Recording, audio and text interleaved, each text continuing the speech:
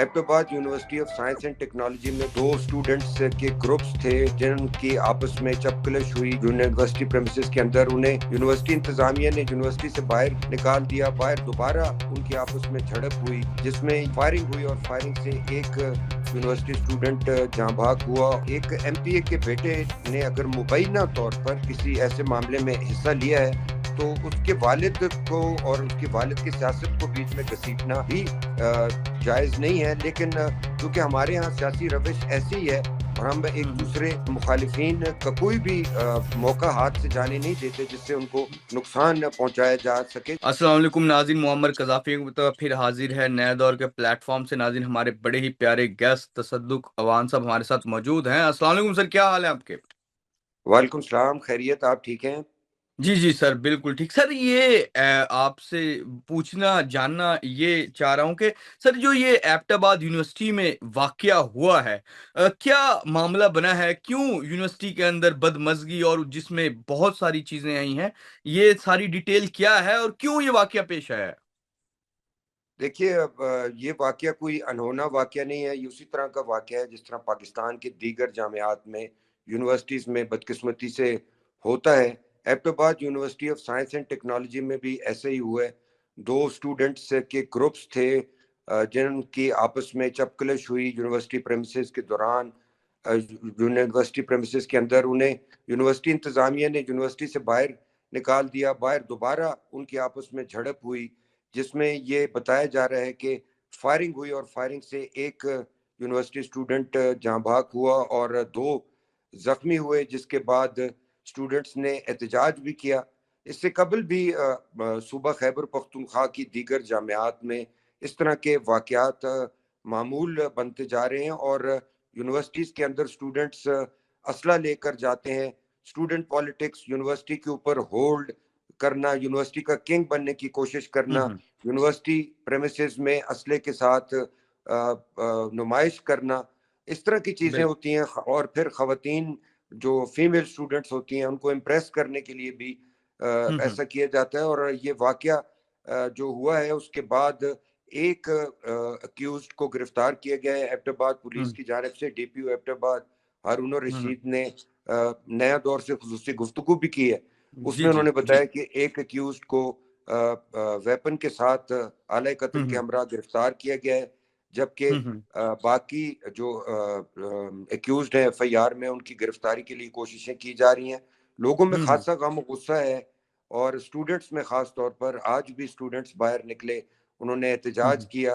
اس سارے معاملے میں دیگر معاملوں کی طرح ہمیشہ کی طرح سیاسی عنصر بھی نمایاں ہوتا جا رہا ہے. اور کیونکہ اس واقعے میں ایک کو ایکیوز جو ہیں وہ مقامی ایم پی اے کے صاحبزادے ہیں، اس لیے ان کے جو اوپوننٹس ہیں ان کی بھی کوشش ہے کہ اس معاملے کو زیادہ سے زیادہ اچھالا جائے. ویسے بھی یہ ایک بہت دلخراش اور افسوسناک واقعہ ہے کہ ایک جوان سال اسٹوڈنٹ دن دہاڑے اس طرح قتل ہو جائے اور اس کے دیگر دو ساتھی زخمی ہو جائیں. تو غم و غصہ ہے، ملا جلا رد عمل ہے لوگوں کی جانب سے بھی، اور اسٹوڈنٹس کا یہ مطالبہ ہے کہ جلد از جلد باقی لوگوں کو بھی گرفتار کیا جائے اور چھاپہ زنی مزید کی جائے، وگرنہ وہ روڈز کو بند کریں گے. موٹر وے کو بند کرنے کی دھمکی بھی دی گئی ہے. اور جیسے میں نے پہلے کہا کہ سیاست اپنے زوروں پر ہے اس تمام معاملے میں. کم ہی لوگوں کو افسوس ہے کہ ایک جوان سال بچہ اپنی جان کی بازی ہار گیا ہے، بلکہ سیاسی پوائنٹ سکورنگ اور ایک دوسرے سے برتری لے جانے کا جو رجحان ہے وہ دیکھنے میں آ رہا ہے. ایک تو افیلیشن ان سٹوڈنٹس کی کوئی جماعت کس جتھے کس جماعت سے، دوسری وہاں پر کیجویلٹیز کیا معاملہ ہوا ہے، فائرنگ سنائی دی تھی، کیا چیزیں ہوئی ہیں وہاں پہ؟ جی 11 تاریخ کا یہ واقعہ ہے اور ایبٹ آباد university of science and technology کے جن لوگوں سے یا جن اسٹوڈنٹ سے ہماری بات ہوئی ہے ان کا یہ کہنا ہے کہ یہ دونوں گروپس پاکستان تحریک انصاف کے طلبہ ونگ آئی ایس ایف انصاف اسٹوڈنٹس فیڈریشن سے تعلق رکھتے ہیں، اور انہوں نے یونیورسٹی میں جھگڑے کے بعد باہر دوبارہ جھگڑا کیا جس میں یہ کہا جا رہا ہے مبینہ طور پر ڈفرینٹ ورژنز آ رہے ہیں کہ دونوں اطراف سے فائرنگ کی گئی ہے، جبکہ ایک گروپ کا یہ کہنا ہے کہ صرف ایک گروپ کی جانب سے فائرنگ کی گئی ہے جس سے ایک طالب علم جاں بحق اور دو زخمی ہوئے ہیں. تو جاں بحق ہونے والا کون سا طالب علم تھا، اس کی کیا ڈیٹیل ہے؟ جی وہ بھی یونیورسٹی کا ہی طالب علم تھا، اور نیبرنگ ڈسٹرکٹ ہری پور کے علاقے سے تعلق رکھتا تھا، جس کی تدفین بھی کر دی گئی ہے، اور اس کے خاندان کے لوگوں نے اور پیرنٹس نے بھی میڈیا ٹاک کی ہے، اور اس میں بھی انہوں نے یہی مطالبہ کیا ہے کہ ان کے ساتھ ظلم زیادتی ہوئی ہے، اور ان کے بچے کے قاتلوں کو فوری طور پر گرفتار کیا جائے۔ جہاں بھاگ ہونے والے اسٹوڈنٹ کی چند روز قبل جب وزیر اعلیٰ خیبر پختونخوا سہیل آفریدی ہزارہ کے دورے پر آئے تھے اور یونیورسٹی میں کانوکیشن میں شرکت کی تھی، تو اسٹوڈنٹ جہاں بھاگ ہونے والے اسٹوڈنٹ کی ویڈیو سامنے آئی ہے، جس میں وہ عمران خان کی تصویر اٹھائے اسٹیج پر وزیر اعلیٰ سہیل آفریدی کو وہ تصویر پیش کر رہا ہے۔ یہ جو سوشل میڈیا پلیٹ فارمز ہیں پاکستان تحریک انصاف کے اور انصاف اسٹوڈنٹس فیڈریشن سے، کہ اس سے یہ ویڈیو چلائی جا رہی۔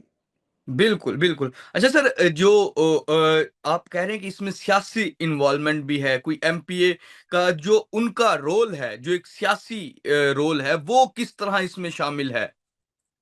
دیکھیں یہ بھی ایک بدقسمتی کی بات ہے کہ اب ایک ایم پی اے کے بیٹے نے اگر مبینہ طور پر یہ ہوں اس کسی ایسے معاملے میں حصہ لیا ہے، تو اس کے والد کو اور اس کے والد کی سیاست کو بیچ میں گھسیٹنا بھی جائز نہیں ہے، لیکن چونکہ ہمارے ہاں سیاسی روش ایسی ہے، اور ہم ایک ہوں دوسرے مخالفین کو کا کوئی بھی موقع ہاتھ سے جانے نہیں دیتے جس سے ان کو نقصان پہنچایا جا سکے۔ جیسے میں نے آپ کو بتایا ڈی پی او ایبٹ آباد سے ہماری بات ہوئی ہے، انہوں نے اشور کیا ہے کہ چاہے وہ کوئی بھی ہو، کتنے بھی انفلوئنشل اور طاقتور ہو، وہ ہوں قانون کے کٹہرے میں ضرور آئے گا، پولیس سے ہوں کارروائی کر سکتی ہے، اریسٹ کر سکتی ہے، ہوں اور اس کے بعد چلان عدالت میں پیش کیا جاتا ہے، عدالت شواہد کو دیکھتی ہے اور معاملات کو دیکھتی ہے۔